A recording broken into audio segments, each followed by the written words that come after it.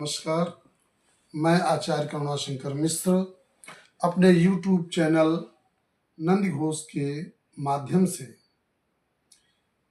इस बात की चर्चा करना चाहते हैं कि माँ की सीख का व्यक्ति के जीवन में कितना महत्व है और कितना प्रभाव पड़ता है। व्यक्ति के व्यक्तित्व का जो निर्माण होता है वह बचपन से ही प्रारंभ हो जाता है और इसमें बहुत बड़ी भूमिका माँ की शिक्षा की है और इस तरह से उस व्यक्ति का जो व्यक्तित्व है वह निर्मित होता है। माँ अपने संतान को जो सीख देती है, जो संस्कार देती है, वह कह करके नहीं देती है, करके देती है, सिखाती है। आपने देखा भी होगा कि जब संतान अबोध है, ज्यादा उसके पास ज्ञान नहीं है, तो माँ प्रणाम करके सिखाती है अपने संतान को कि इस तरह से बड़ों को नमस्ते या प्रणाम करना चाहिए। और माँ अपने बच्चे को जब सुलाती है, नींद में लाती है, तो बच्चे को अपनी आंखें बंद करके संकेत करती है कि बेटा या संतान या बेटी इस प्रकार से आपको सोना है। और वह संतान, वह बेटी, वह बेटा माँ के इस संकेत को समझ करके अपनी पलकें बंद करके और नींद में आ जाता है। तो माँ की सीख का इस प्रभाव पड़ता है। माँ यही नहीं, जब बालक को चलना सिखाती है तो घुटने के बल स्वयं माँ चलती है, उसको देख करके उसकी संतान भी चलती है। जब घुटने से बालक खड़ा होकर के वो संतान व बालक या बालिका खड़े होकर के चलने का प्रयास करती है और गिर जाती है, तो माँ भी खड़े होकर के गिर जाती है और किस प्रकार खड़े होना है इसको करके बताती है और इसी को देख करके वह संतान खड़ा होना सीख जाती है। माँ ही एक ऐसी शिक्षा देती है कि इस संसार में इस तरह की शिक्षा और कोई अपने संतान को नहीं दे सकता है। बहुत अच्छा उदाहरण है कि माँ उल्टा चल करके, बालक या बालिका खड़े है, उसके सामने माँ उल्टा चलती है और बालक को सीधा, अपनी संतान, अपनी बेटी को सीधा चलाने का प्रयास करती है। इस तरह का उदाहरण इस संसार में मिलना असंभव है कि जो स्वयं उल्टा चल करके दूसरे को सीधा चलना सिखाए। ये माँ की सीख है। इसे से संबंधित हम आपको एक कहानी सुनाने जा रहे हैं और वह कहानी सत्य की सीख से है। और माँ ने अपने एक बालक को जब वह 14 वर्ष का हो गया तो उसे यह सीख दी कि बेटा, जीवन में कैसी भी विषम परिस्थिति आ जाए, कठिन से कठिन मुसीबत आ जाए, लेकिन सत्य ही बोलना, कभी भी असत्य का सहारा मत लेना। सांच बराबर तप नहीं, झूठ बराबर पाप। और यहां तक कहा माने, नहीं असत्य संपातक पुंजा। इस संसार में असत्य के समान कोई पाप नहीं है। यह सीख दिया अपने 14 वर्षीय बालक को। बालक भी मातृभक्त था। उसने अपनी माता की इस सीख को अपने मन, मस्तिष्क और हृदय में रख करके स्वीकार कर लिया कि जीवन में चाहे जिस प्रकार की परिस्थिति आए, कठिन से कठिन आए, लेकिन हम अपनी माता जी के द्वारा दी गई इस सीख को कभी नहीं भूलेंगे और जीवन भर इसका निर्वाह करेंगे। प्रसंग कुछ इस प्रकार से है कि बहुत पहले की बात है कि कुछ व्यापारी व्यापार करने जाते थे। उस समय राजमार्ग नहीं थे, बहुत अच्छी रास्ते में व्यापार की सुविधाएं नहीं थी। व्यापारी दल बना करके, काफिला बना करके बहुत दूर नगरों में जा करके अपना व्यापार करते थे। लेकिन इसमें एक सबसे बड़ी समस्या डाकुओं दस्युओं की थी। वह समूह बना करके, झुंड बना करके, गिरोह बना करके इन व्यापारियों को लूट लेते थे। व्यापारी इससे बहुत ही चिंतित रहते थे और बड़ी ही सजगता के साथ वह व्यापार करते थे। व्यापारी भी समूह में करते थे। अब ये जो बालक जिसको माँ ने सत्य बोलने की शिक्षा दी थी, इसके पिता भी व्यापारी थे। लेकिन जब व्यापारी व्यापार करने के लिए जा रहे थे तो इसके पिता का स्वास्थ्य ठीक नहीं था। व्यापार करना है, पिता ने व्यापारियों के साथ अपने पुत्र को भेजने का निर्णय किया। जब माँ को ज्ञात हुआ तो उसने सहर्ष अपने पुत्र को व्यापारियों के साथ भेजने के लिए तैयार हो गई।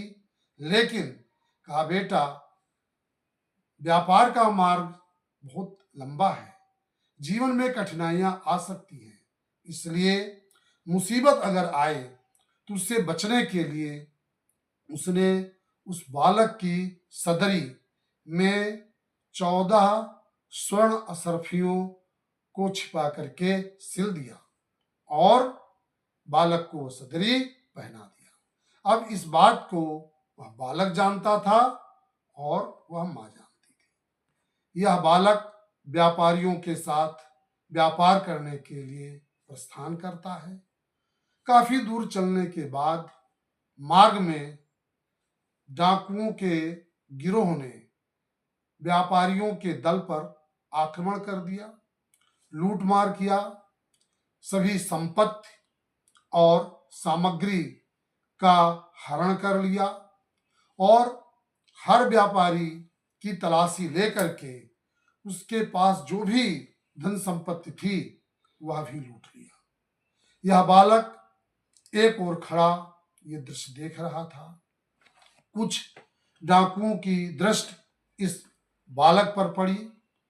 उन्होंने इस बालक को अपने पास बुलाया और बड़ी कठोर आवाज में पूछा कि तेरे पास भी कुछ धन है? बालक ने बड़ी निडरता के साथ कहा कि मेरे पास 14 स्वर्ण असरफियां हैं। ये सुनकर के डाकुओं को बड़ा आश्चर्य हुआ और उन्होंने इस बालक की तलाशी ली, खोजबीन किया, इसकी सामग्री को का निरीक्षण किया, कपड़ों को ठीक प्रकार से देखा, लेकिन वह 14 स्वर्ण असरफियां उन डाकुओं को नहीं मिली। फिर उन्होंने कहा, डाकुओं ने, कि तुम झूठ बोलते हो। उस बालक ने कहा कि मेरी माँ ने सीख दिया है कि बेटा कभी झूठ मत बोलना, मैं झूठ नहीं बोल रहा हूं। तब उन डाकुओं ने उस बालक को साथ लेकर के, जो थोड़ी दूर पर डाकुओं का सरदार था, अपने सरदार के पास ले गए और कहा, सरदार, यह बालक कह रहा है कि मेरे पास 14 स्वर्ण असरफियां हैं और मैं झूठ नहीं बोल रहा हूं। मैंने ठीक प्रकार से इसकी तलाशी ली, लेकिन वह 14 स्वर्ण असरफियां मुझे नहीं मिली। सरदार ने भी वही प्रश्न बालक से किया कि तुम्हारे पास 14 स्वर्ण असरफियां कहाँ हैं? तुम झूठ नहीं बोल रहे हो। यदि नहीं झूठ बोल रहे हो तो हमें दिखाओ कि 14 स्वर्ण असरफियां कहाँ हैं। इस बात को सुन करके उस बालक ने अपनी सदरी उतारी और सदरी के अस्तर, यानी सदरी का ऊपरी भाग और उसके अंदर का जो भाग होता है उसे अस्तर कहते हैं। अस्तर में जो 14 असरफियां छिपी हुई थी उन्हें निकाल करके सरदार के सामने रख दिया। इस दृश्य को देख करके सरदार को बहुत ही आश्चर्य हुआ और उसने कहा बालक से कि तुम नहीं जानते हो कि ये 14 अशर्फियां हम तुमसे छीन लेंगे, तुमने फिर क्यों बताया?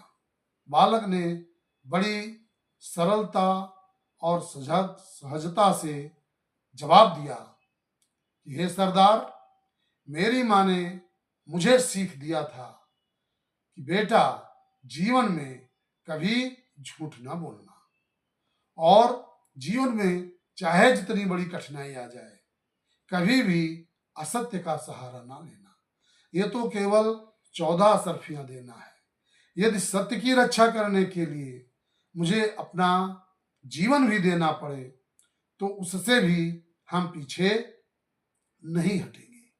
इस बात को सुनकर के उस सरदार का हृदय परिवर्तित हो गया। देखो, जीवन में ऐसे कभी कभी क्षण आते हैं जहां पर हृदय परिवर्तित हो जाता है। यही टर्निंग पॉइंट है। हर व्यक्ति के जीवन में क्षण आते हैं, लेकिन हम उन क्षणों की अवहेलना कर देते हैं। हृदय की, आत्मा की चेतावनी को हम अनसुना कर देते हैं। लेकिन सरदार ने अनसुनी नहीं किया और उसने इस बालक की बात को सुनकर के कहा कि छोटा सा बालक अपनी माँ की सीख को कितना हृदयंगम किए हुए है, कितना मानता है, और हम सब लोग इतने बड़े होकर के भी उस ईश्वर के बताए हुए मार्ग पर नहीं चल रहे हैं। हमें अपने जीवन पर धिक्कार है। उसे अपने इस दस्यु कार्य से घृणा हो गई, नफरत हो गई और अपने सभी साथियों को बुला करके कहा कि आज से हम लोग ये प्रण करते हैं कि ये 10 जीवन जो डकैतों का जीवन है इसको अब नहीं स्वीकार करेंगे और जीवन में परिश्रम करके अपना जीवन यापन करेंगे। कहते हैं उन सभी दस्युओं का, डकैतों का जीवन परिवर्तित हो गया और यह जो प्रभाव आया डाकुओं के जीवन में वह एक माँ की सीख का परिणाम था। हम अपनी माँ की सीख को यदि जीवन भर निर्वाह करें तो मैं आपको विश्वास दिलाता हूं कि जीवन में कठिनाइयां, मुसीबतें आएंगी, लेकिन माँ की जो सीख है, शिक्षा है, वह हमें इन आई हुई कठिनाई और परेशानियों से मुक्त कर देगी। नमस्कार।